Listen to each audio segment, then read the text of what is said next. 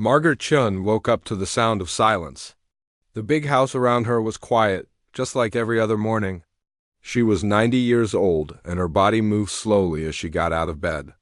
Her feet touched the cold wooden floor, and she reached for her walking stick that always stood by her bedside. The sun was coming through the window, making long shadows across her bedroom. Margaret looked at the family photos on her dresser.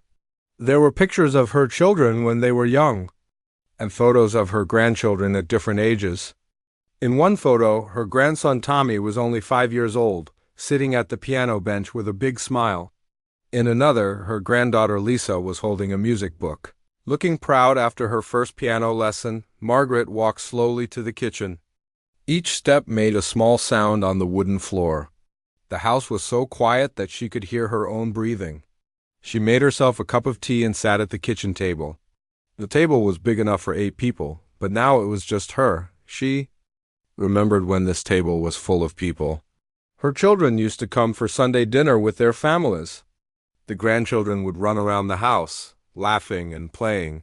They would ask her to play the piano for them. Those were happy times, but they felt like a long time ago now. Margaret finished her tea and walked to the living room.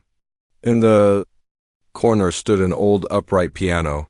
It was brown and had been in her family for many years.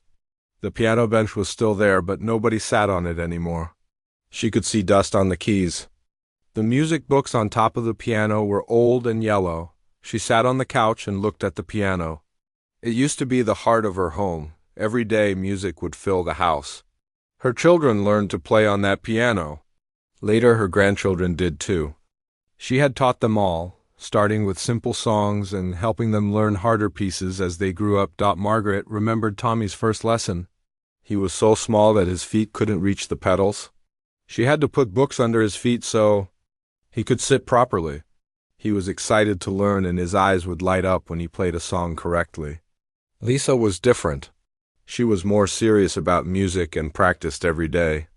She could play beautiful pieces that made everyone stop and listen, but now Tommy was 25 years old. He worked at a big company in the city and was always busy. Lisa was 23 and in college. She studied business and said she didn't have time for music anymore. Margaret's other grandchildren were also busy with their own lives. They all lived far away or were too busy to visit. Margaret tried to remember the last time any of them had visited. It was maybe 6 months ago when her grandson Mark came by for an hour. He seemed in a hurry and kept looking at his phone. He said he was sorry he couldn't stay longer, but he had to meet his friends.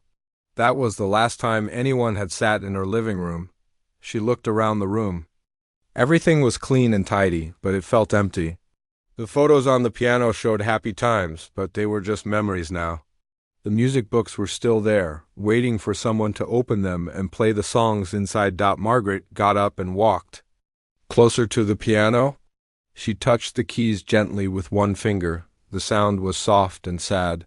The piano was out of tune because nobody had played it in so long. She used to have someone come to tune it every few months, but she stopped calling.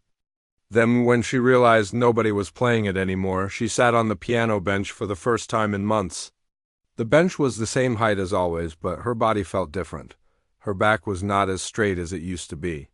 Her hands looked old, with lines and spots on them. Her fingers were not as flexible as they once were. Margaret put her hands on the keys but didn't press them down. She just sat there, feeling the smooth surface under her fingers. She could remember every song she had ever played, every lesson she had taught. Every time music had filled this room with joy. The phone rang, breaking the silence. Margaret got up slowly and walked to the kitchen to answer it. It was her daughter Sarah, calling from her home in another state. "Hi, Mom," Sarah said. "How are you doing?" "I'm fine, dear," Margaret replied. "Just having my tea."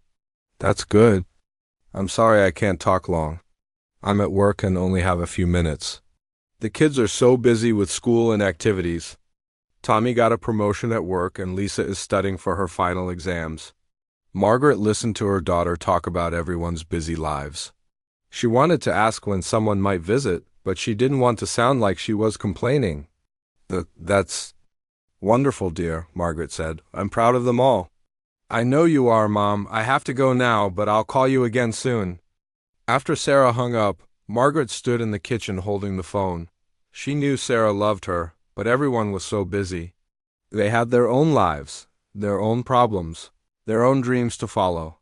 Margaret went back to the living room and sat on the couch again. The piano was still there, waiting patiently like an old friend. She thought about all the music that piano had heard over the years. Happy songs for birthdays, sad songs when someone was feeling down, Christmas carols during the holidays, and practice scales that went on for hours. The afternoon sun was getting lower, and the shadows in the room were getting longer. Margaret realized she had been sitting there for hours, just thinking about the past. She looked at the clock on the wall. It was almost time for dinner, but she wasn't very hungry. She made herself a simple meal and ate alone at the big table. After dinner, she watched some television, but nothing seemed interesting. Everything was about young people and their exciting lives. She turned off the TV and sat in the quiet house again. As the sun went down, Margaret prepared for bed. She walked through the house, turning off lights and checking that the doors were locked. When she passed the piano, she stopped and looked at it one more time. In the dim light, it looked like a sleeping giant waiting for someone to wake it. Up with music. Margaret went to bed, but she couldn't sleep right away. She lay there thinking about her life, about the music she used to play, and about the family that was too busy to visit. Outside, she could hear the wind in the trees and the sound of cars passing by. But inside her house, everything was quiet and still. She closed her eyes and tried to remember the sound of children's laughter filling her home. She tried to remember the feeling of teaching someone a new song and seeing their face light up when they played it perfectly. Those memories were precious to her, but they also made her feel lonely. Margaret fell asleep thinking about music and wondering if anyone would ever play her piano again. Margaret woke up the next morning feeling restless. She had dreamed about playing the piano, and the dream felt so real that she could almost hear the music in her head. After making her breakfast, she found herself walking to the old wooden chest in her bedroom. She hadn't opened it in years. The chest was heavy, and her old hands struggled with the latch. Inside, she found treasures from her past. There were old newspapers, programs from concerts, and photographs she had forgotten about. Margaret carefully lifted out a yellowed newspaper clipping from 1955. The headline read, "Young Pianist Amazes Audience at City Hall." She looked at the photo in the newspaper. There she was, 23 years old, sitting at a grand piano on stage. She was wearing a beautiful black dress, and her hair was styled perfectly. Her hands were on the keys, and she looked confident and happy.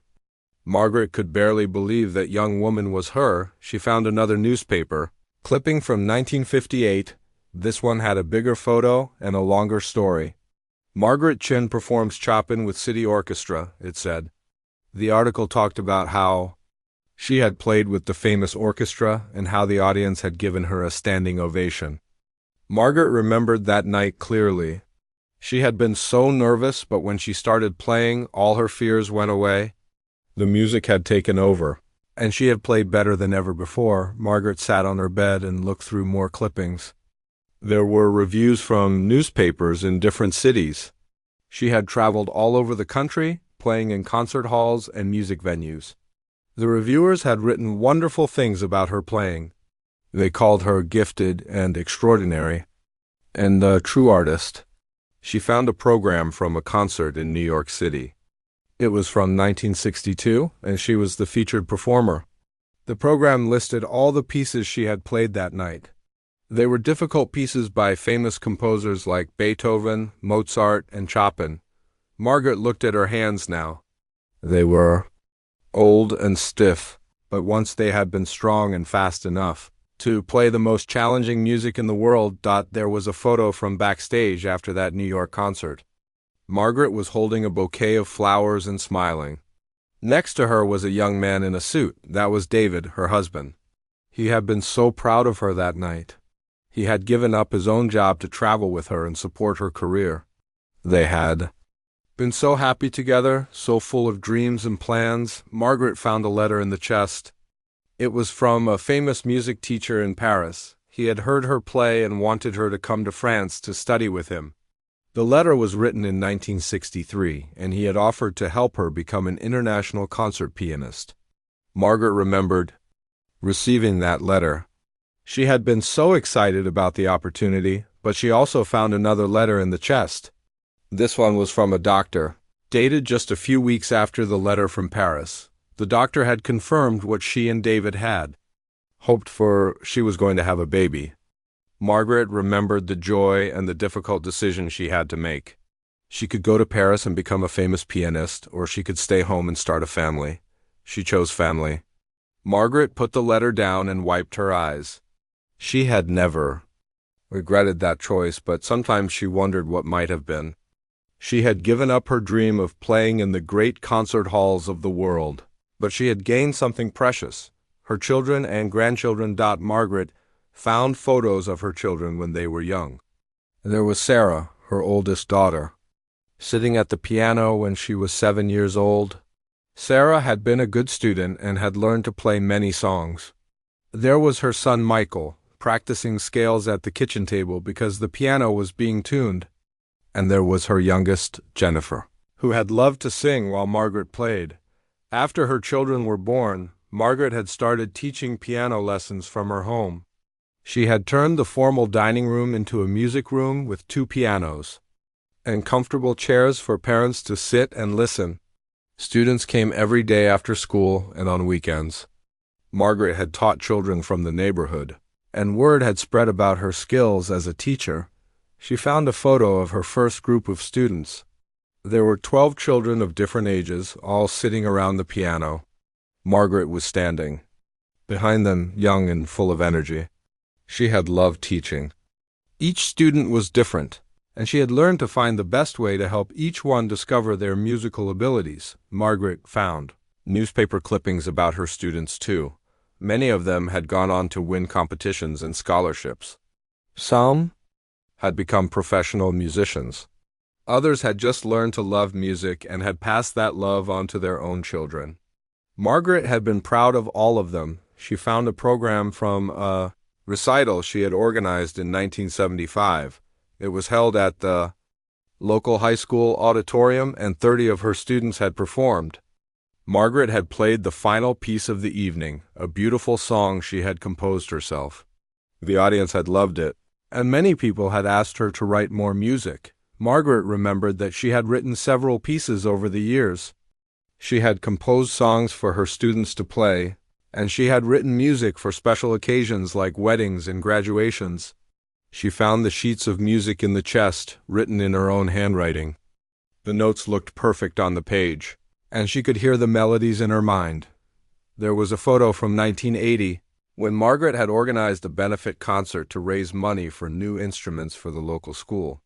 She had convinced several of her former students, who were now adults, to come back and perform. The concert had been a huge success, and they had raised enough money to buy a new piano for the school. Margaret found a letter from the school principal, thanking her for her contribution to the community. He had written that Margaret had touched the lives of hundreds of children through her teaching, and that her impact would be felt for generations. Margaret had kept that letter because it meant so much to her. She found photos of her own children as they grew up. All 3 of them had learned to play piano, and they had been some of her best students. Sarah had been serious about music and had considered studying it in college. Michael had been more interested in sports but had still enjoyed playing for relaxation. Jennifer had been the most talented, with a natural gift for music that reminded Margaret of herself. There was a photo from Jennifer's high school graduation recital. She had played a difficult piece by Rachmaninoff, and she had played it perfectly. Margaret remembered feeling so proud that night.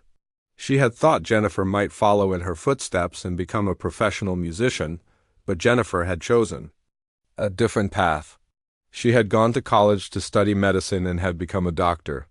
She had married another doctor, and they had moved far away for their careers. Margaret was proud of Jennifer's success, but she sometimes missed the music they had shared. Margaret found photos of her grandchildren's first piano lessons. Tommy had been eager but easily distracted. Lisa had been focused and determined. Mark had been playful and had liked to make up his own songs. Each grandchild had their own personality, and Margaret had loved discovering their individual musical styles. She found a photo from Christmas, 1995. The whole family was gathered around the piano, singing Christmas carols. Margaret was playing, and everyone was singing along. The children were young and excited, and the adults were relaxed and happy. It had been a perfect evening, full of music and laughter. Margaret looked at more recent photos. There were fewer of them, and the family gatherings had become smaller.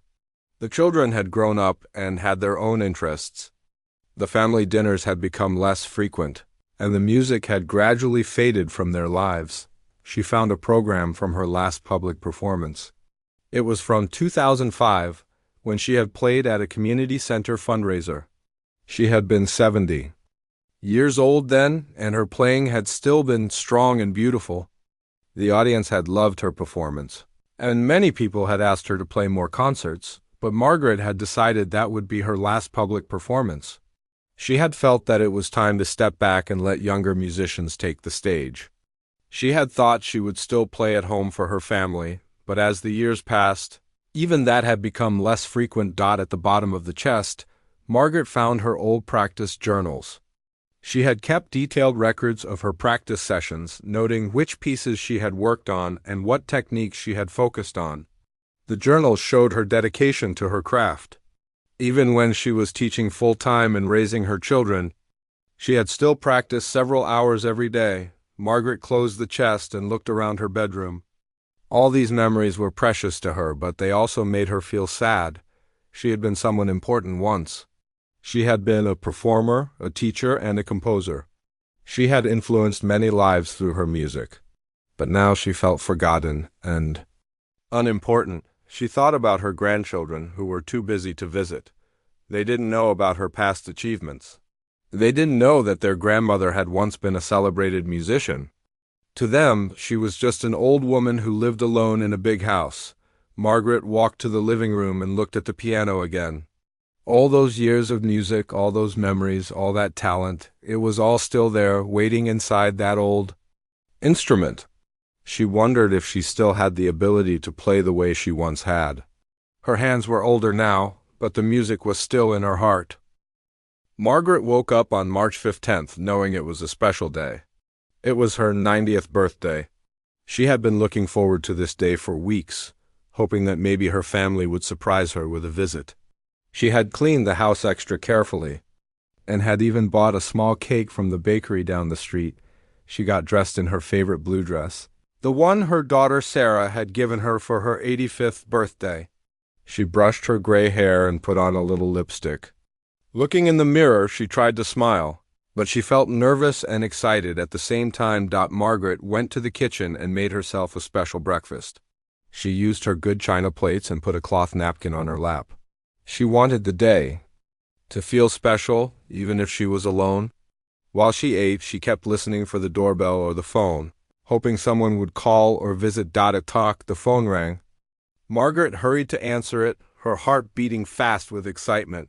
"Happy birthday, Mom!" It was Sarah's voice.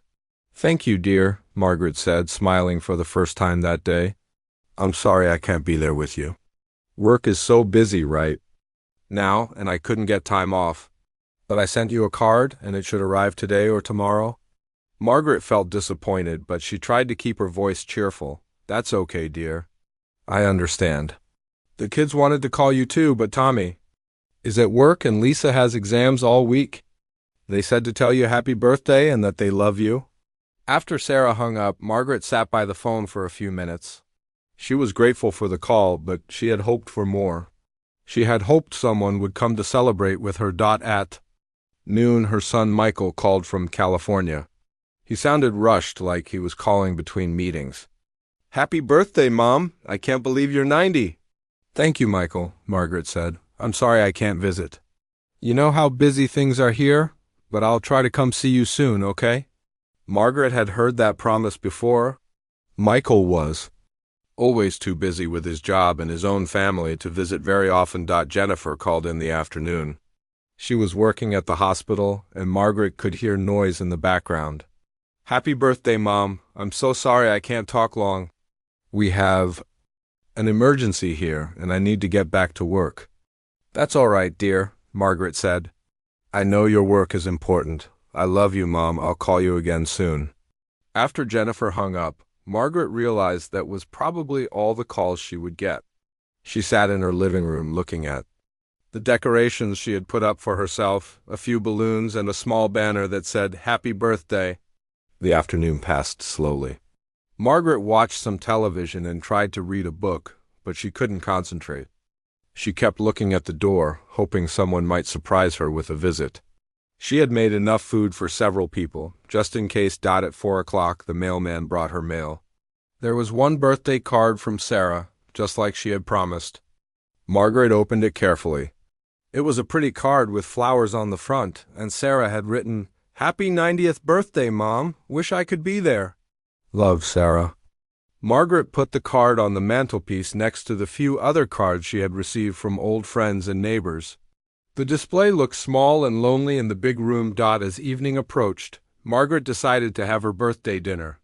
She had prepared a nice meal for herself, thinking that maybe someone would join her. She set the table with her best dishes and candles, trying to make it feel festive. She sat at the large dining table, the same table where she had hosted so many birthday parties for her children and grandchildren when they were young. She remembered Tommy's 5th birthday party, when he had been so excited about his cake that he had blown out the candles before anyone could sing Happy Birthday. She remembered Lisa's Sweet 16 party when all her friends had gathered around the piano to sing songs. Now the table felt huge and empty. Margaret ate her dinner slowly, trying to enjoy the food, but everything tasted bland. The candles flickered in the quiet room, and she could hear the clock ticking on the wall. After dinner, Margaret cut herself a small piece of birthday cake. She put one candle on it and lit it with shaking hands. She sat alone at the table, looking at the small flame. She was supposed to make a wish, but she didn't know what to wish for anymore. She blew out the candle and ate the cake in silence. It was good cake, but it felt wrong to be celebrating alone. She thought about all the birthday parties she had attended over the years, all the times she had helped organize celebrations for other people. Now, on her 90th birthday, she was completely alone. Margaret cleaned up the dishes and put away the decorations.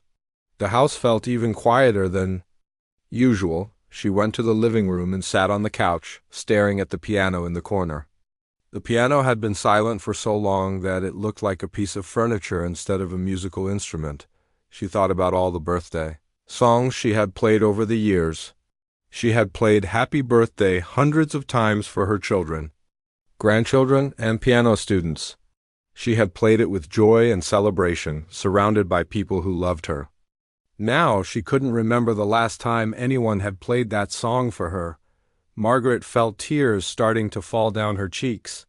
She had tried to stay positive all day, but the loneliness was overwhelming. She was 90 years old, and she felt completely forgotten by the people she loved most. She looked at the photos on top of the piano. There were pictures of her whole family, her children when they were young, her grandchildren at different ages, and photos from happier times when everyone was together. But those photos felt like they were from a different life, a time when she had been important to her family. Margaret got up and walked slowly to the piano. She touched the keys gently, feeling the dust on them. The piano had been her closest companion for most of her life. It had been there through all the good times and bad times. It had been there when she was a young performer, when she was a busy mother, and when she was a dedicated teacher, but now even the piano felt distant from her. She hadn't played it in months, and she wasn't sure she could still play the way she used to. Her hands were stiff and sore, and her fingers didn't move as easily as they once had. Margaret sat on the piano bench for the first time in a long time. The bench was the same height, but everything else felt different. Her back was curved and her shoulders were hunched. She looked at her hands on the keys, and they looked old and weak. She tried to remember the last time she had played for someone. It might have been 2 years ago, when Lisa had visited during her winter break from college. Lisa had asked her to play something, and Margaret had played a simple song. But Lisa had been distracted, checking her phone and talking about her classes. She hadn't really listened to the music. Margaret felt a wave of sadness wash over her. She had spent her whole life sharing music with others, but now there was no one left to share it with. Her family was too busy, her students had grown up and moved away. And her friends from her teaching days were getting old too. She pressed one key on the piano, and the sound echoed in the quiet room. The note was out of tune, but it was still music. Margaret pressed another key and then another. The sounds were lonely and sad, but they were the first musical sounds the house had heard in months. Margaret began to cry. She cried for her loneliness, for her forgotten birthday, for the family that was too busy to visit. She cried for the music that had once filled her house with joy, and for the silence that had replaced it. She cried for the young woman she had once been, full of dreams and talent, and for the old woman she had become. Sitting alone on her 90th birthday, the tears fell onto the piano keys, and Margaret wiped them away with her sleeve. She looked around the room at the photos and the decorations she had put up for herself. She looked at the birthday cake on the kitchen table, with most of it still left over because she had no one to share it with. Margaret realized that this was her breaking point. She couldn't continue living like this, forgotten and alone. She had to find a way to bring meaning back into her life. Even if her family was too busy to be part of it, she looked at the piano keys again. They were still there, waiting for her to play them. The music was still inside her, even if there was no one around to hear it. Maybe it was time to play again, not for other people, but for herself. Margaret wiped her eyes and straightened her shoulders. She had survived 90 years of life, including many difficult times. She had raised 3 children, taught hundreds of students, and shared music with countless people. She was stronger than she felt right now. She put her hands on the piano keys and took a deep breath. It was time to find her way back to the music that had always been her truest companion. Even if she had to do it alone, even if no one was there to listen, the music was still worth playing. Margaret pressed the keys, and the first notes of a song began to fill the quiet house. They were shaky and out of tune, but they were beautiful, because they meant that the music was not dead. It was just waiting for her to bring it back to life. Margaret's fingers trembled as they touched the piano keys. It had been so long since she had played that her hands felt foreign on the familiar keyboard.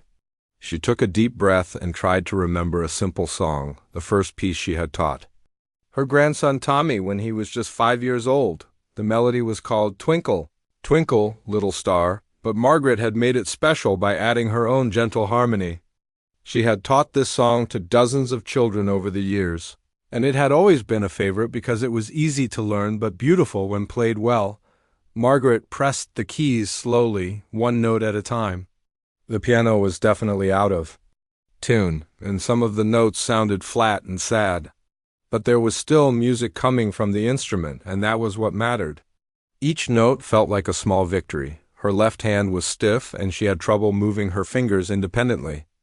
Arthritis had made her joints sore and less flexible than they used to be. But as she continued to play, her muscle memory began to return. Her fingers remembered where to go, even if they moved more slowly than before. Margaret played the simple melody 3 times, getting a little more confident each time. By the 3rd time, she was able to play it without stopping to think about which keys to press. The music was still there, buried beneath years of silence, but waiting for her to find it again. Tears began to fall down her cheeks as she played. These were different tears than the ones she had cried earlier. These tears came from a deep place in her heart where she had stored all her love for music. She had thought that love was gone, but it was just sleeping, waiting for her to wake it up. Margaret finished the simple song and sat quietly for a moment. The notes seemed to hang in the air, filling the silent house with something it had been missing for too long. She looked at her hands on the keys and felt a spark of the old joy she used to feel when she played. She decided to try another song. This one was slightly more difficult, a lullaby she had played for her children when they were babies. She had sung this song to Sarah when she had trouble sleeping, and later to Michael and Jennifer. It was a sweet, gentle melody that had always brought peace to her family. Margaret's right hand picked out the melody while her left hand added simple chords. The harmony was basic, but it made the song sound fuller and more beautiful. She played slowly, savoring each note and letting the music fill the empty spaces in her heart. As she played, Margaret remembered rocking her babies to sleep while humming this lullaby. She remembered the feeling of holding them close, feeling their breathing slow down as the music calmed them. Those had been precious moments. When music had been a bridge between her and the people she loved most, Margaret played the lullaby several times, each time with a little more confidence. Her fingers were starting to remember how to work together, how to create harmony and melody at the same time.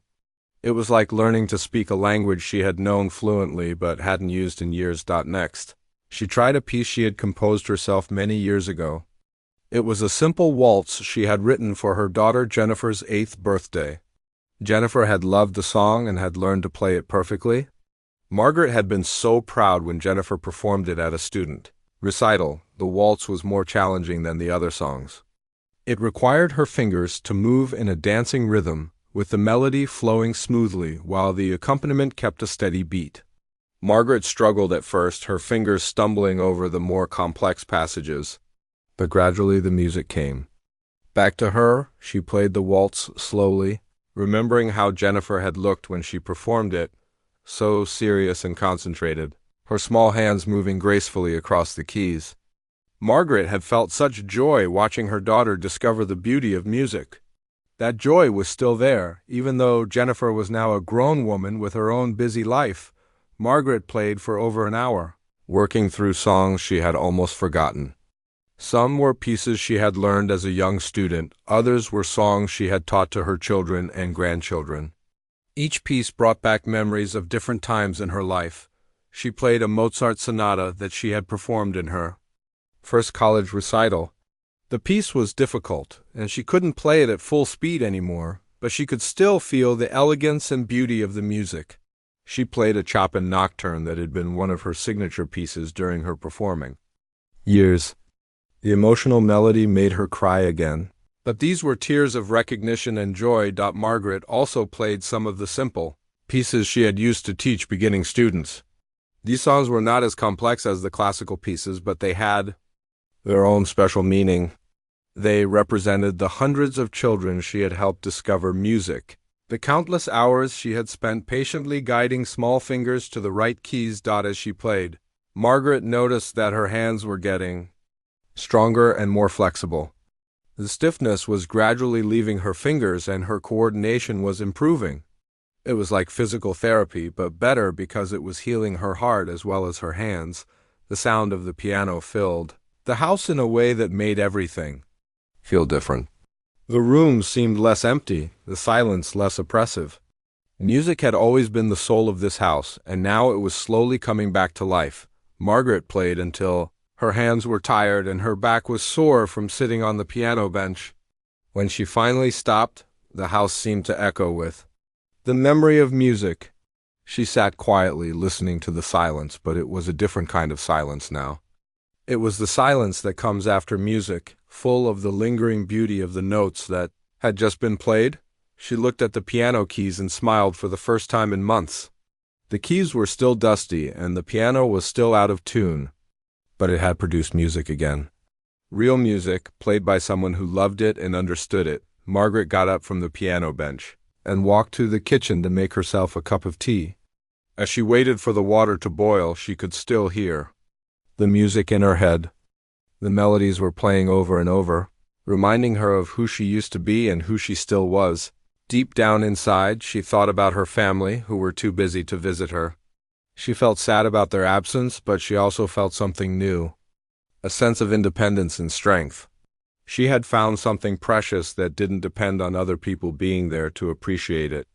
She had found her music again, and it was hers to keep. Margaret sat at the kitchen table with her tea, planning what she would play tomorrow. She wanted to work on the pieces that had been hardest for her today, to see if she could improve them with practice. She also wanted to try some of the more challenging pieces from her performing days, to see how much of her old technique she could recover. She thought about calling a piano tuner to fix the instrument. It would be expensive, but it would be worth it to have the piano sound beautiful again. She had been saving money for years, not knowing what she wanted to spend it on. Now she knew she wanted to spend it on music. Margaret finished her tea and prepared for bed. As she walked through the house, turning off lights and checking the locks, she felt different than she had that morning. She felt like she had discovered a part of herself that had been lost but was now found again. In her bedroom, Margaret looked at the photos on her dresser. The pictures of her family were still there, and she still loved them deeply. But now, she didn't feel completely dependent on them for her happiness. She had something else, something that was entirely her own. She got into bed and closed her eyes. But instead of the usual silence, she heard music in her head. The melodies she had played that day were still with her, and they sang her to sleep like a lullaby. For the first time in months, Margaret fell asleep with a smile on her face. Tomorrow she would play again. She would work on getting stronger and better, not for anyone else, but for herself and for the music that had been waiting. Margaret woke up the next morning with music already playing in her head. Before she even got out of bed, she could hear the melodies from the day before calling to her. She felt excited about something for the first time in months. She had something to look forward to. Playing the piano again. After breakfast, Margaret went straight to the piano. She sat on the bench and placed her hands on the keys like she was greeting an old friend.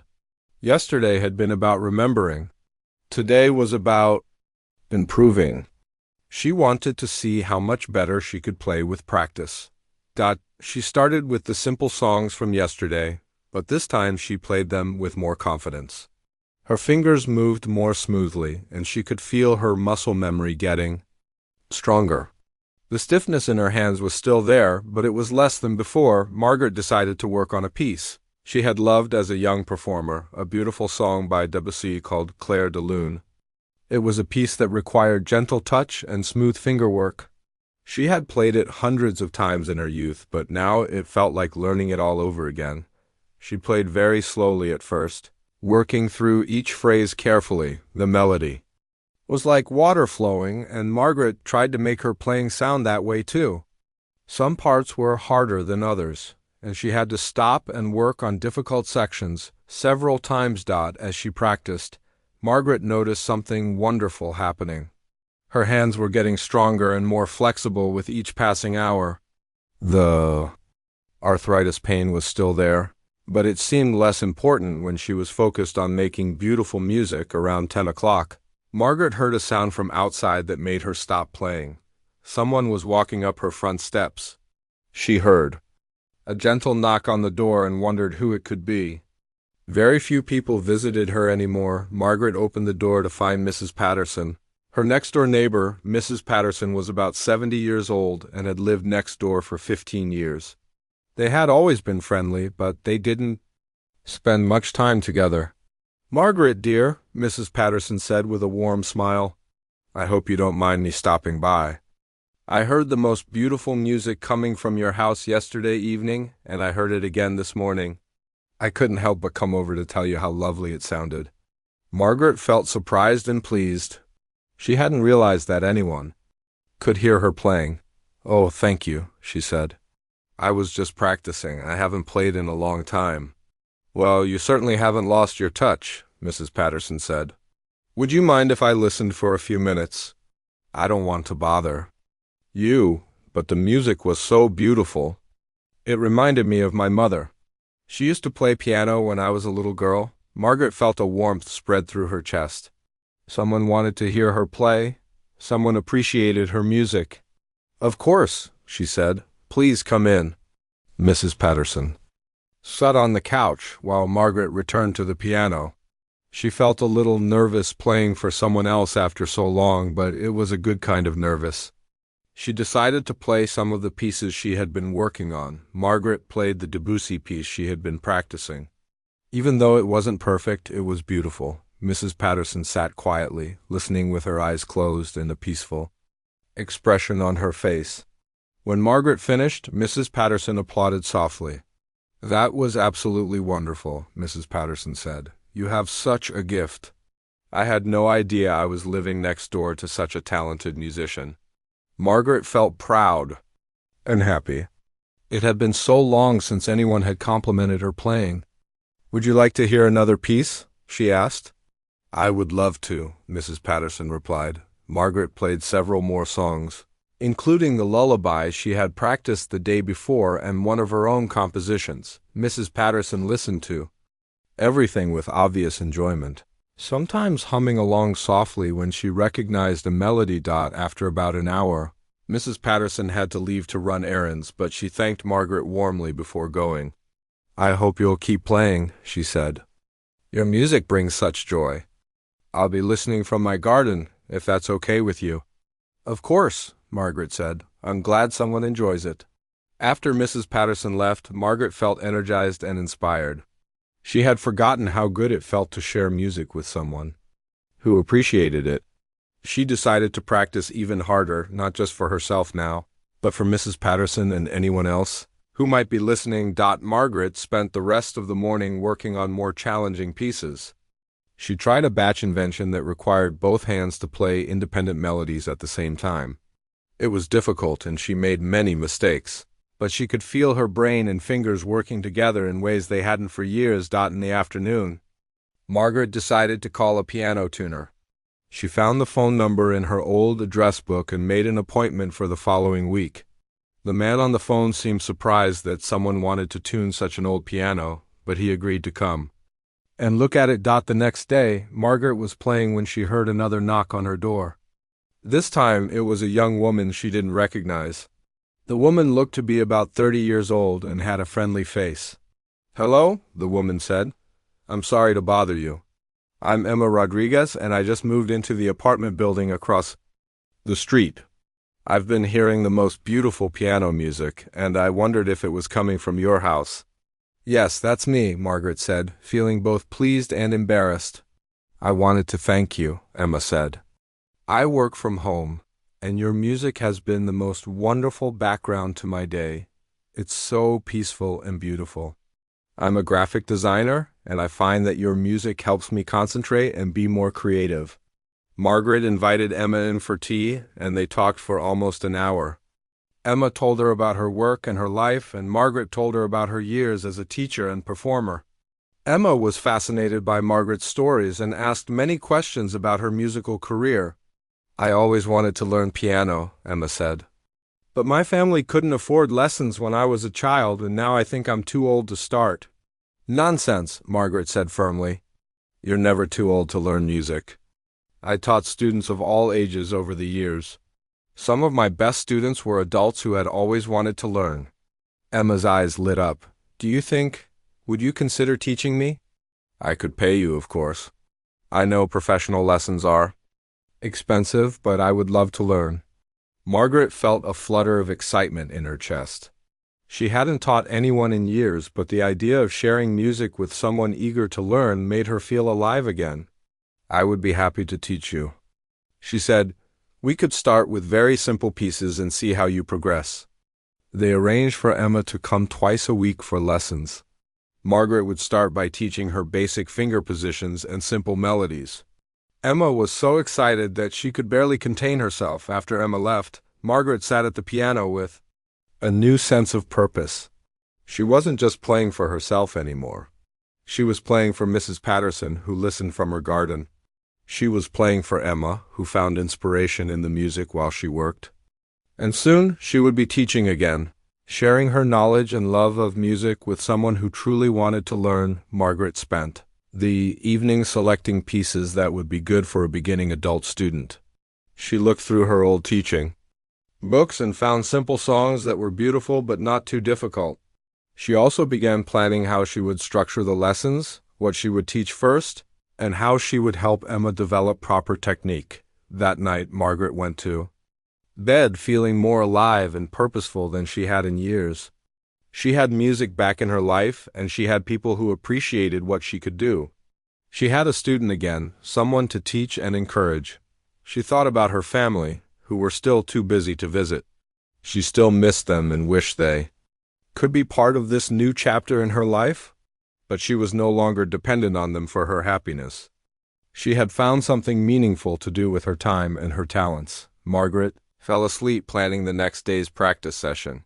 She wanted to work on some pieces that would sound good when Mrs. Patterson was listening from her garden. She also wanted to practice some of the teaching pieces she would use with Emma. For the first time in years, Margaret felt like she had a future to look forward to. Music had given her life meaning again, and she was grateful for this second chance to share her gift with the world. 2 weeks after Emma's first lesson, Margaret was playing her morning practice session when she heard the familiar sound of the grocery delivery truck outside. She had started ordering groceries online because walking to the store had become difficult for her. The delivery always came on Wednesday mornings at 10 o'clock, Margaret continued, playing while she waited for the doorbell to ring. She was working on a cheerful piece by Mozart that made her feel happy and energetic. The piano tuner had come the previous week, and now the instrument sounded beautiful again. Every note was clear and true. When the doorbell rang, Margaret stopped playing and went to answer the door. The usual delivery person, an older man named Frank, was not there. Instead, a young man stood on her porch holding bags of groceries. He looked to be in his early 20s with dark hair and kind eyes. "Good morning, ma'am," he said politely. "I'm James. I'm covering for Frank today. He's sick with the flu." "Oh, I hope Frank feels better soon," Margaret said, opening the door wider. "Please come in and put the groceries on the kitchen table." James carried the bags inside and began unpacking them on the table. As he worked, he looked around the house with interest. His eyes stopped on the piano in the living room. "That's a beautiful piano," he said. "I heard someone playing when I was walking up to the door. It sounded amazing." "Thank you," Margaret said. "That was me. I was just practicing." James finished unpacking the groceries, but didn't seem in a hurry to leave. "I'm a music student at the community college," he said. "I'm studying music theory and composition, but I'm not very good at piano yet. I can play simple pieces, but nothing like what I heard you playing." Margaret felt interested. "What kind of music do you want to write?" "I love classical music, but I also like jazz and contemporary pieces," James said. "I have so many ideas in my head, but I can't play well enough to express them properly. Piano lessons are expensive, and I can't afford them right now. I work 2 jobs to pay for college." Margaret looked at this earnest young man and saw something familiar in his eyes. It was the same hunger for music that she had seen in her best students over the years. She recognized the passion and the frustration of someone who loved music but needed help to develop their abilities. "Would you like to hear me play something?" Margaret asked. James's face lit up. "Really? I would love that, if you don't mind." Margaret led him to the living room and sat at the piano. She decided to play the Mozart piece she had been practicing when he arrived. As she played, she watched James's face. He listened with complete attention, his eyes moving between her hands and her face. She could see that he understood the music, not just the notes, but the emotions and structure behind them. When she finished, James was quiet for a moment. Then he said, "That was incredible." "You play like a professional? Have you performed professionally?" Margaret smiled. "I did many years ago, but mostly I taught piano lessons. I had students for over 30 years. You were a teacher?" James asked with excitement. "Do you still teach?" "I have 1 student now," Margaret said, thinking of Emma. "I recently started teaching again after a long break." James hesitated, then asked quietly, "Do you think, would there be any chance? I mean, I know I can't afford regular lessons, but maybe I could work for you somehow. I could help with yard work or cleaning or anything you need. I just want to learn so badly." Margaret looked at this young man who reminded her of herself. At that age, passionate about music but struggling to find opportunities to learn and grow. She thought about how empty her house had been just a few weeks ago, and how much joy Emma's lessons had brought back into her life. "Tell me about your musical background," Margaret said. James sat on the edge of the couch and told her his story.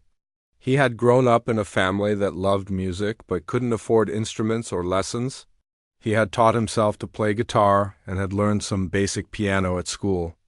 When he graduated from high school, he had wanted to study music, but his family had encouraged him to choose a more practical career. "I tried studying business for a year," James said, but I was miserable. I finally convinced my parents to let me study music, but I have to pay for it myself. I work at a restaurant at night and do grocery deliveries during the day. I practice on the old piano at school whenever I can, but it's usually busy with other students. Margaret listened to his story and felt her heart go out to him. She remembered her own struggles as a young musician, and she remembered how much it had meant when older musicians had helped and encouraged her. I have an idea, Margaret said. What if you came here twice a week to practice and have lessons? You could help me with some tasks around the house, things that are getting difficult for me to do alone. We could call it an exchange rather than payment. James looked like he couldn't believe what he was hearing. Are you serious? You would really do that? I would enjoy having another student, Margaret said. And this house is too big for just one person. It would be nice to have some help and some company. They arranged for James to come on Mondays and Fridays. Margaret would give him lessons and let him practice on her piano. In exchange, he would help with grocery shopping, yard work, and other tasks that were becoming challenging for her. James's first lesson was the following Monday. Margaret started by listening to him play a simple piece to assess his current skill level. She could tell that he had natural talent but needed work on technique and music theory. You have good musical instincts, she told him, but your hand position needs work and we need to strengthen your fingers. Margaret began teaching James the same fundamentals she had taught hundreds of students over the years. She showed him proper posture, correct hand position, and basic finger exercises. James was an eager student who absorbed everything she taught him. During his practice time, Margaret often sat in the living room reading or doing needlework, enjoying the sound of someone learning and improving. It reminded her of the days when her house was full of students, each working to master new pieces and techniques. Word began to spread in the neighborhood about the music coming from Margaret's house, Mrs. Patterson told her friends about the beautiful piano playing, and Emma mentioned to her coworkers about her piano lessons with the talented elderly woman next door. One Saturday afternoon, Margaret was giving Emma a lesson when there was a knock at the door. Emma answered it and found a woman in her 40s, standing on the porch. I'm sorry to interrupt, the woman said. I'm Linda Chun, no relation, just the same last name. I live 3 blocks away, and I've been hearing about the wonderful piano teacher in this neighborhood. My daughter is 12, and she's been begging for piano lessons. Would you be interested in taking on another student? Margaret looked at Emma, who was smiling encouragingly. Taking on another student would mean more activity in her house, more music, more purpose. Bring your daughter by next week, Margaret said. We can meet and see if it would be a good fit. Linda's daughter, Sophie, turned out to be a delightful student with natural musical ability. She was at the perfect age to learn quickly and had the patience to practice regularly. Margaret found herself looking forward to Sophie's lessons as much as her sessions with Emma and James. Within a month, Margaret had 3 regular students and was giving lessons 4 days a week. Her house was filled with music again, but it was different from the old days. These students had chosen to be there, and they truly appreciated what she had to offer. James proved to be especially gifted. His hunger for knowledge and his willingness to practice made him improve rapidly. Margaret began teaching him more advanced pieces and started working with him on music theory and composition. You have real talent, she told him one day after he had played a particularly difficult piece well. With proper training, you could become a professional musician. James looked at her with tears in his eyes. I never thought anyone would believe in me like this, he said. You've changed my life. Margaret felt a warmth in her heart that she hadn't experienced in years. She was making a difference again. She was sharing her knowledge and passion with people who valued it. Her music was touching lives and creating new musicians. One evening, after James had finished his lesson and practice time, he lingered at the door before leaving. Mrs. Chun, he said, I want you to know that you're not just teaching me piano. You're teaching me that dreams are worth pursuing, no matter how difficult they seem. You're showing me that music can connect people across generations. After James left, Margaret sat at her piano and played a piece she had written many years ago. The house felt alive again, full of purpose and meaning. She thought about her family, who were still too busy to visit regularly. She still missed them, but she no longer felt forgotten or useless. Margaret had found her place in the world again. She was a teacher, a mentor, and a keeper of musical tradition. Her students needed her, and she needed them. Together they were creating something beautiful, not just music, but a community built around the love of learning and the joy of artistic expression. 3 months after James had started his lessons, Margaret had settled into a routine that filled her days with purpose and joy. She had 5 regular students now, and her house was busy with music lessons 4 days a week. The sound of piano playing had become constant, and Margaret felt more alive than she had in years. James had progressed remarkably fast. His natural talent combined with his dedication to practice had made him one of the best students Margaret had ever taught. He could now play complex classical pieces and was beginning to compose his own music with Margaret's guidance. One Friday afternoon, James arrived for his lesson looking excited about something. "Mrs. Chun," he said, "I've been working on a composition and I think it's ready for you to hear. But I want to ask you something first." "What is it, dear?" Margaret asked. "I've been keeping a journal about my lessons with you and how much you've changed my life. I've also been thinking about your story, how you were a professional pianist who gave up her career to raise a family, and how you dedicated your life to teaching music to others. I think people should know about you and what you've accomplished." Margaret felt touched but also a little uncomfortable with the attention. "James, that's very kind, but I'm just doing what I love. There's nothing special about that." "But there is something special," James insisted. "You've touched so many lives through your music and teaching. You've helped people like me who couldn't afford professional lessons. You've kept music alive. In this community and the way you play, it's not just technically perfect, it's full of emotion and life experience." James pulled out his phone. "I've been recording some of my practice sessions to track my progress. But yesterday, after my lesson, you played that piece you composed for your daughter years ago. The one you told me about, the birthday waltz. I was so moved by it that I asked if I could record you playing it. Do you remember?" Margaret nodded. She had been in a particularly emotional mood that day, thinking about Jennifer and how proud she had been when her daughter first learned that waltz. When she played it, all those memories had come flooding back. "I recorded you playing it," James continued, "and when I got home, I couldn't stop thinking about how beautiful it was. The piece itself is wonderful, but the way you played it, you could hear all the love and memories in every note." Margaret was curious now. "What are you thinking, James?"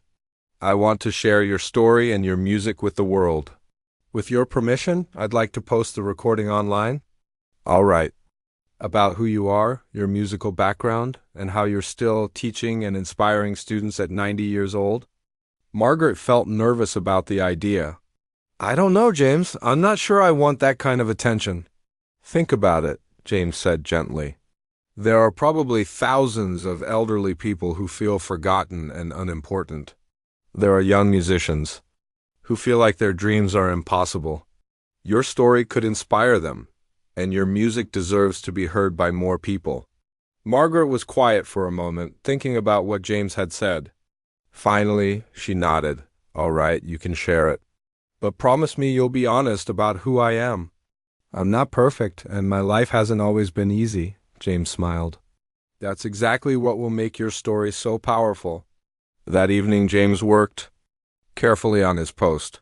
He wrote about Margaret's professional career in the 1950s and 60s, her decision to choose family over fame, her decades of teaching students in her home, and her recent return to playing after feeling abandoned by her own family. He described her as a musical treasure hiding in plain sight and proof that talent and passion never truly fade. The recording of Margaret playing her daughter's birthday waltz was beautiful. The melody was simple but deeply emotional, and Margaret's playing conveyed all the love and bittersweet memories associated with the piece. James added captions explaining the story behind the composition and Margaret's journey back to music. James posted the video on several social media platforms with the title, 90-year-old former concert pianist, forgotten by family, finds purpose again through music. At first, only a few people saw the post, but those who did were deeply moved. They shared it with their friends, who shared it with their friends. The video began to spread slowly at first, then faster and faster. By the end of the first day, the video had been viewed 1,000 times. By the end of the week, it had reached 100,000 views. People were leaving comments sharing their own stories about elderly relatives, about the power of music, and about following dreams. At any age, Margaret didn't know about any of this at first.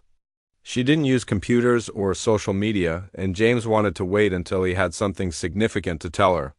But on the following Friday, when he arrived for his lesson, he was barely able to contain his excitement. "Mrs. Chung," he said, "you need to sit down. I have something amazing to tell you." Margaret sat on the couch while James pulled out his phone and showed her the numbers. "Your video has been viewed over 1 million times," he said. "People all over the world have seen you play and have read your story." Margaret stared at the phone screen, not quite understanding what she was seeing. "What does that mean exactly?" James began reading her some of the comments. People from different countries had written about how her music had moved them to tears. Young musicians had said her story inspired them to keep pursuing their dreams. Adult children had written about calling their elderly parents after watching. The video. One comment read, "This beautiful woman reminds me of my grandmother, who also played piano. I haven't visited her in months because I've been so busy with work. I'm driving to see her this weekend." Another said, "I'm 67 and always thought I was too old to learn piano. After watching this, I'm going to find a teacher and start lessons." A young musician had written, "I was about to give up on my music degree because I thought it was impractical." This lady shows that music isn't just a career, it's a way to touch lives and build community. "Thank you for reminding me why I love music." Margaret listened to James read comment after comment, feeling overwhelmed by the response. "I can't believe so many people have heard my music," she said. "That's not all," James continued. "You've received messages from music schools, community centers, and even a few recording companies. There's a documentary filmmaker who wants to tell your full story, and ... He paused dramatically. "There's a concert hall in the city that wants to invite you to perform." Margaret felt dizzy. "Perform? James, I'm 90 years old. I haven't performed publicly in 20 years. "You don't have to do anything you don't want to do," James assured her. "But people want to hear your music. They want to meet the woman behind the video."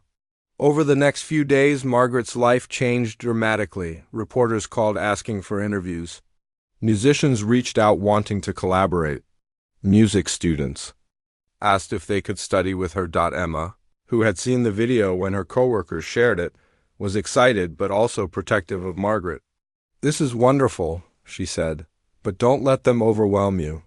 You get to choose how much of this attention you want." Mrs. Patterson was delighted by Margaret's sudden fame. "I knew you were special," she said. "I've been telling everyone that I was the first person in the neighborhood to hear you play." Sophie's mother, Linda, was amazed when she realized her daughter's piano teacher had become an internet sensation. "Sophie is so proud," she said. "She tells everyone at school that her piano teacher is famous." Margaret felt grateful for the support of her students and neighbors, but she also felt anxious about all the attention. She had lived quietly for so long that the sudden interest in her life felt overwhelming. James helped her sort through the requests and opportunities. Together, they decided that Margaret would do a few interviews with respectful journalists who were interested in her story rather than just her sudden fame. She agreed to consider the concert invitation, but only if it could be a small, intimate performance rather than a large spectacle. "I want to stay true to who I am," Margaret told James. "I'm not looking for fame or fortune. I just want to share music with people who appreciate it." As the video continued to spread around the world, Margaret realized that her music had touched more lives than she had ever imagined possible. Messages came from young people who had been inspired to pursue music, from elderly people who felt seen and valued, and from families who had been reminded of the importance of staying connected. across generations, but the most meaningful response came from an unexpected source. On a Tuesday morning, Margaret's phone rang, and she was surprised to hear a familiar voice on the other end. "Grandma?" It was her grandson Tommy. I saw the video. I had no idea. "I'm so sorry I haven't been visiting. I forgot how amazing you are." Margaret felt tears in her eyes as she heard the emotion in Tommy's voice. Her music had reached him after all, just not in the way she had expected. Tommy's phone call was the first of many. Within 2 days of the video going viral, all 3 of Margaret's grandchildren had called. Lisa phoned from college, crying as she apologized for being too busy to visit. Mark called from his job in another state, saying he had booked a flight to come see her the following weekend. Margaret felt happy to hear from them, but she also felt cautious. She had learned to protect her heart during the lonely months when no one visited. She wanted to welcome her grandchildren back into her life, but she didn't want to become dependent on their attention again. Sarah, Margaret's daughter, called that evening. "Mom, I can't believe what's happening," she said. "I had no idea you were playing again. The video is beautiful, but it made me realize how much I've missed. I'm driving down this weekend." "You don't need to come just because of the video," Margaret said gently. "I know you're busy with your own life." "No, Mom, I want to come because I miss you. I've been using work as an excuse to avoid dealing with how guilty I felt about not visiting more often. Seeing you in that video, seeing how talented and strong you are, it reminded me that you're not just my mother, you're an amazing person in your own right." Margaret appreciated Sarah's honesty, but she had changed during these months of rediscovering herself. She no longer needed her family's approval to feel valuable. Though she still loved them deeply, the weekend arrived, and Margaret's house was busier than it had been in years. Sarah came on Friday evening, and Mark flew in on Saturday morning. Tommy drove up from the city on Saturday afternoon. For the first time in over a year, all 3 generations of the family were together in Margaret's living room, but the reunion was complicated. Margaret's family seemed to expect everything to go back to the way it used to be, with her focusing all her attention on them. They were surprised to discover that she now had students coming for lessons and a schedule that didn't revolve around their convenience. "Grandma, can you cancel your lessons this weekend?" Tommy asked. "We want to spend time with you." Margaret looked at her grandson with love but also firmness. "I'm sorry, dear, but Emma and Sophie have their regular lesson times. I made a commitment to them, and I don't break my commitments." Sarah seemed hurt. "But Mom, we're your family. Surely we're more important than your students." Margaret sat down and looked at her family gathered around her. "You are my family, and I love you all very much. But these students have been here for me during the months when you were too busy to visit. They've brought music and purpose back into my life. I won't abandon them now." The family watched Margaret give her weekend lessons with a mixture of amazement and discomfort. They had never seen her as a teacher, and they were surprised by how skilled and professional she was. Emma spoke about how much the lessons meant to her, and young Sophie clearly adored her piano teacher. James arrived for his Monday lesson while the family was still visiting. Margaret introduced him to everyone, explaining how he had been the one to share her video with the world. "Thank you," Sarah said to James. "I'm embarrassed to admit it, but I didn't know my mother was still so talented. Your video reminded me of who she really is." James smiled politely but then said something that surprised everyone. "Mrs. Chun has always been remarkable. The video just helped other people see what some of us already knew." Margaret felt grateful for James's support, but she also saw the hurt in her family's eyes. That evening, after her grandchildren had gone to their hotels and Sarah was staying in the guest room, Margaret had a long conversation with her daughter. "I'm sorry, Mom," Sarah said. "We took you for granted. We assumed you would always be. They're waiting for us, and we forgot that you have your own life and interests." "I understand," Margaret said. "You all have busy lives and your own families to think about. But I can't sit in this house waiting for occasional visits anymore. I need to have purpose and meaning in my daily life." "I can see that," Sarah said. "I'm proud of what you've built here. I just hope there's still room for us in your life." There will always be room for you, Margaret assured her. But it has to be on equal terms. I'm not just your mother and grandmother. I'm Margaret Chung, pianist and teacher. I have my own schedule and my own commitments. Over the next few weeks, Margaret's family gradually adjusted to her new life. They began calling more regularly, but they also respected her boundaries.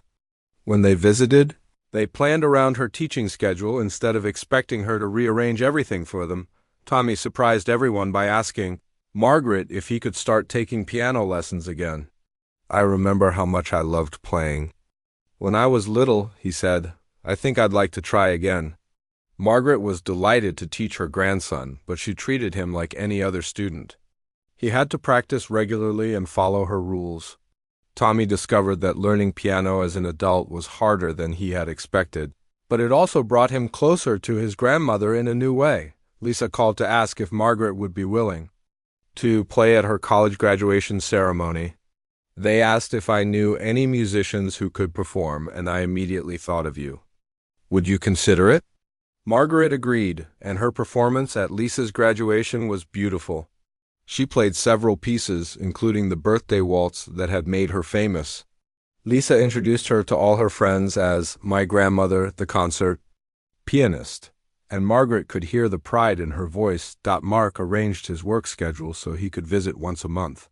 During his visits, he helped Margaret with household tasks and enjoyed listening to her teach her students. He brought his own children to meet their great-grandmother, and Margaret began teaching them simple songs. The offers for interviews and performances continued to come in, but Margaret was selective about which ones she accepted. She agreed to perform at a few small venues and participated in some interviews about music education and the importance of lifelong learning. The concert hall that had originally invited her organized a special event called Music Across Generations. Margaret performed alongside some of her former students who had become professional musicians, and James premiered a composition he had written in her honor. The concert was a beautiful celebration of Margaret's impact as both a performer and teacher. The audience included her family, her current students, neighbors, and people who had traveled from far away after seeing her video online. But perhaps the most meaningful moment came during the reception after the concert. Margaret was surrounded by people from different parts of her life, family members, students past and present, neighbors, and new friends she had made through her sudden fame. Mrs. Patterson came up to her with tears in her eyes. I'm so glad. I decided to knock on your door that day when I heard you playing. Look at all the joy you've brought into the world. Emma hugged Margaret tightly. You gave me the gift of music, but more than that, you showed me that it's never too late to pursue something you love. Sophie, now much more confident at the piano than when she had started, played a simple piece for the gathered crowd. As her small hands moved across the keys, Margaret saw herself in the young girl, the same concentration, the same love for creating beautiful sounds. James stood up and gave a short speech. Mrs. Chun didn't just teach me how to play piano, he said. She taught me that music is about connecting with people, about sharing something beautiful with the world. She showed me that real success isn't about fame or money, it's about touching lives and making a difference. Margaret looked around the room at all these people who had become part of her life. Some were family by blood, others were family by choice. She realized that the loneliness she had felt months earlier had been replaced by something richer and more meaningful than she had ever imagined possible. As the evening wound down, Margaret found herself sitting at the piano one more time. The room had grown quiet and people gathered around to listen. She decided to play the piece that had started it all, the simple birthday waltz she had written for Jennifer so many years ago. But this time, as she played, she wasn't thinking about the past or about the daughter who had grown up and moved away. She was thinking about the present moment, about all the people in the room who had chosen to be there, about the music that connected them all. When she finished playing, the room was silent for a moment. Then everyone began to applaud, not just for the beautiful music, but for the woman who had refused to let loneliness define her, who had found the courage to rebuild her life around what she loved most. Later that night, after everyone had gone, Home, Margaret sat in her living room with a cup of tea. The house was quiet, but it was a different kind of quiet than it had been months earlier. This was the peaceful quiet that comes after a day full of music and meaningful connections. Sarah had decided to stay for a few extra days, and she was helping Margaret clean up from the reception. "Mom," she said, "I need to tell you something. Watching you tonight, seeing how you've built this whole new life for yourself, I'm inspired. I've been so focused on work that I forgot what brings me joy. I think I'd like to start playing piano again, too." Margaret smiled. "I'd be happy to give you a refresher lesson, but you'll have to practice, just like everyone else." Sarah laughed. "I wouldn't expect anything less from you.